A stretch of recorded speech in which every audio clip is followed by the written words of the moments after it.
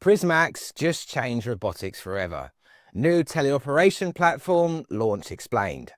Full robot autonomy might be the dream, but for now, robots still need a bit of human help. Enter PrismaX, a San Francisco startup that just launched its new teleoperation platform for robotic arms. Think of it like remote control for robots, but designed for serious work, not just grabbing snacks.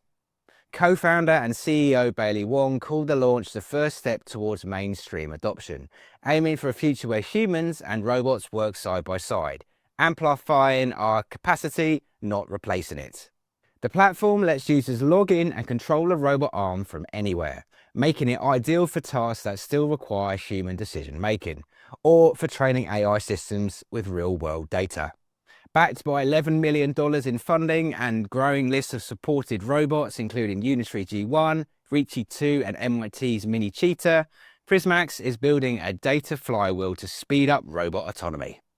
And yes, there's even a plan for teleop tournaments, proving that remote work really has no limits anymore. The future of robotics, it's hands-on, even when you're miles away. And that's your robot news update for today. If you're curious how robotics can transform your business, join me for my weekly live Robot Optimized workshop. It's packed with insights, trends, and practical tips. Don't forget to subscribe to stay in the loop with the latest updates. I'm RoboPhil from Robot Philosophy. Thanks for watching, and I'll see you next time.